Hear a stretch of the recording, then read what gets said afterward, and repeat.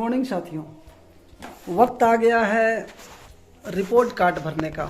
जैसा कि हम सबको पता है कि हमारे विद्यालयों में जो शैक्षिक मूल्यांकन का कार्य अभी हुआ है SA1 का, ठीक उसी तरह FA1 का भी परीक्षा हो चुका है। वैसे तो साल में 4 परीक्षाएं होनी हैं FA1 की और 2 परीक्षाएं SA1 और SA2 की, लेकिन विभाग के द्वारा अब तक सिर्फ FA1 और SA1 लिया गया है। FA2 भी ब्लैंक है, विद्यालय स्तर पे लोगों ने लिया है। जैसा गाइडलाइन आएगा सरकार का वैसा हम करेंगे। तो चलिए हम जानते हैं कि अब मूल्यांकन कार्य करने के पश्चात अब हो गया है कि एक जैक के द्वारा एक लिंक भेजा गया है जिसमें नंबर को चढ़ाना है, और साथ ही साथ जो बहुत कठिन कार्य है इसके लिए कंप्यूटर होना बहुत ज़रूरी हो जाता है। सिर्फ मोबाइल पे बनाना बहुत मुश्किल है, लेकिन फिर भी लोग ये किन प्रकार न कर रहे हैं। और साथ ही साथ क्या है कि उसको ई विद्या वाहिनी में भी स्टूडेंट असेसमेंट का में जाकर भरना पड़ता है। काफ़ी कठिन है, लोग कोशिश करें करने की। सरकार भी प्रैक्टिकल कर रही है, लेकिन चलिए हम लोग जानते हैं पहले कि रिपोर्ट कार्ड को कैसे भरेंगे। थोड़ा थोड़ा कन्फ्यूज़न है, उस कन्फ्यूज़न को दूर करते हैं। झारखंड शिक्षा परियोजना बोकारो है, इसी तरह अलग अलग डिस्ट्रिक्ट के लिए अलग प्रिंटेड किया गया है। रिपोर्ट कार्ड है, आप देख सकते हैं एक बच्चा है और विद्यालय का नाम है उत्क्रमित मध्य विद्यालय चोड़ाटू। ठीक उसी प्रकार का बहुत सारे कॉलम है जिसमें से हम लोग देखते हैं कि UDICE कोड भरना है, कक्षा, प्रखंड, जिला को भरना है। फिर क्या है कि विद्यार्थी का नाम देख रहे हैं, आधार संख्या, पिता का नाम, माता का नाम, अभिभावक का नाम, विद्यार्थी की जन्म तिथि, विद्यालय प्रवेश संख्या, आवासीय पता और संपर्क के बाद हस्ताक्षर करना है 3 लोगों का, विद्यालय के प्रधानाध्यापक के, कक्षा अध्यापक यहाँ करेंगे और साथ ही साथ माता पिता या अभिभावक का हस्ताक्षर होगा। तो चलिए ये तो बाद की चीज़ें हैं। सबसे पहले हम इसको रिपोर्ट कार्ड को पलटते हैं और यहाँ समझने की कोशिश करते हैं कि आखिर इसको कैसे हम लोग भरेंगे। जैसा कि आप देख सकते हैं कि टर्म 1 और टर्म 2। टर्म 1 में 3 परीक्षाएं होनी होती हैं, FA1, FA2 और SA1। FA1 परीक्षा प्राय 40 पूर्णांक की होती है और 40 पूर्णांक में जितना प्राप्तांक लोग आएंगे उसका 10% भारांक को ही इस रिपोर्ट कार्ड में एंट्री करना है। तो आखिर ये भारांक जो है, भारित अंक है क्या और हम क्या करेंगे। सीधा सीधा बात समझना है कि 40 नंबर बराबर 10 नंबर, यानी कि 4 नंबर बराबर 1 नंबर, यानी 40 जो नंबर है उसको अगर हम 10 से भागा देते तो 4 आता है, यानी हर 4 नंबर के लिए 1 अंक भारित अंक होगा।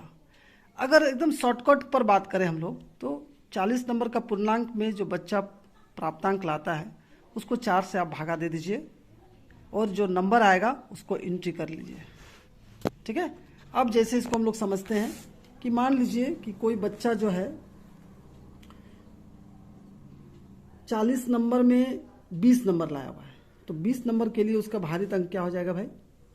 तो 20 को हम लोग 4 से अगर भागा देते हैं तो 5 नंबर आता है, तो यहाँ पर हम लोग 5 एंट्री कर देते हैं। उसी तरह FA2 परीक्षा में एक बच्चा 40 नंबर का परीक्षा दिया और 24 लाया, तो उसका भारित अंक 6 हो जाएगा। अब बात रही SA1 की, जो अभी तुरंत परीक्षा संपन्न हुई है। SA1 जो यानी 60 मार्क्स का लिया गया है, जहाँ भी 60 मार्क्स का लिया गया है एग्जाम, तो 60 बराबर 30 मार्क्स, यानी कि 2 नंबर बराबर 1 मार्क्स। अगर ऐसा सोचें अगर हम, अर्थात क्या होता है कि 60 नंबर को 30 से भागा देते तो 2 आता है, यानी कि आधा करना है। जैसे 40 नंबर को 10 से भागा दिए थे तो 4 आया था, यानी चौथाई करना है। उसी तरह 60 नंबर में 30 से भागा देंगे तो 2 आएगा, यानी आधा करना है। यानी SA1 जो 60 नंबर पूर्णांक वाला परीक्षा हुआ उसमें जितना भी बच्चे ने प्राप्तांक लाया उसका आधा कर दें। अगर बच्चे ने 60 नंबर में 40 लाया तो प्राप्तांक उसका यहाँ पर 20 हो जाएगा, 20 हो जाएगा। इस तरह इसको जोड़ दें। क्रमशः यही FA3 और FA4 जो अभी चल रहा है, इसका वक्त सरकार लेगी या नहीं लेगी नहीं पता। फिलहाल SA2 के लिए क्वेश्चन पेपर का डिमांड मांगा जा रहा था, जिसको लोगों ने लिंक के माध्यम से भरा है।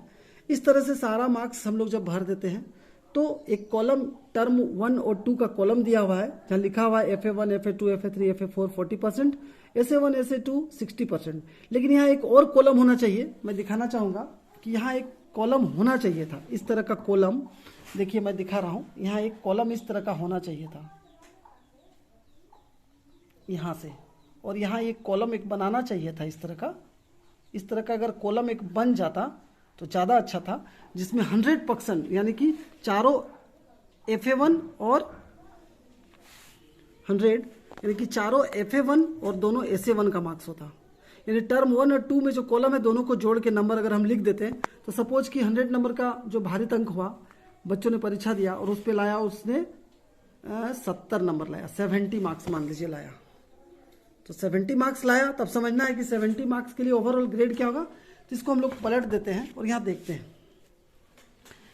हैं, 10 नंबर के लिए 20, 30, 10 के लिए, 30 के लिए, 40 के लिए, ये 50 के लिए, 60 के लिए, 100 के लिए दिया हुआ है। तो 100 नंबर के लिए जब देखेंगे हम लोग, अब बच्चे ने 70 नंबर लाया तो 70 कहाँ है भाई, तो 61 और 70 के बीच में 70 7.0 ग्रेड बिंदु और B2 में आ जाता है। इस तरह से उस सब्जेक्ट में जो बच्चा है, वो जो हिंदी की बात कर रहे थे हम लोग, तो हिंदी में हम देखते हैं कि वो बच्चा B2 आया। इस तरह अलग अलग सब्जेक्ट में इसका अलग अलग ग्रेड होगा, उस बच्चे का अलग अलग सब्जेक्ट में अलग अलग ग्रेड हो जाएगा। अब बात एक पॉइंट आता है यहाँ पर, देखते हैं हम लोग समग्र ग्रेड।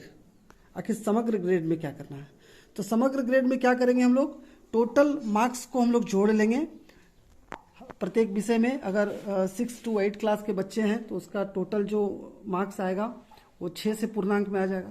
तो 6 से पूर्णांक में जो अगर नंबर जितना भी आएगा हम लोग देख लेंगे उसको कि जितना प्रतिशत उसका आता है, 6 से भागा दे देंगे, जितना नंबर आएगा, 6 विषय है तो 6 से उसको भागा दे देंगे हम लोग। तो जितना भी परसेंट आएगा, मान लीजिए कि अगर आता है यहाँ पर 70% आता है मान लीजिए, फिर यहाँ से भी, यहाँ भी मान लीजिए 70% आया, तो यहाँ ऊपर में देखेंगे, ठीक है ना। ऐसे तो कक्षा 1 और 2 के लिए है, लेकिन समग्र ग्रेड में भी इसका हम लोग उपयोग कर सकते हैं। और हम लोग देखेंगे 70 नंबर जो अगर आ रहा है तो ये 56 से 74 के बीच में B है, तो समग्र ग्रेड में हम लोग B इसको भर देंगे। तो इस तरह से हम लोग इस रिपोर्ट कार्ड को भरने का प्रयास करेंगे। थोड़ा सा कठिन लग सकता है, लेकिन मेरे वीडियो को बार बार अगर सुनेंगे तो आपको सारा क्लियर हो जाएगा, क्योंकि सारी मुख्य बातों को मैंने अपने बातों में रख दिया। उसके बाद नीचे है सह शैक्षिक मूल्यांकन, ये आप करने में सक्षम है, ये पढ़ना है और अपने दिमाग के अनुसार ग्रेड देना है। उसके बाद प्रधानाध्यापक का हस्ताक्षर, कक्षा संचालक, और इस तरह से ग्रेड कार्ड हम बच्चों के बीच में फाइनल परीक्षा के उपरांत व्यतीत करेंगे। धन्यवाद।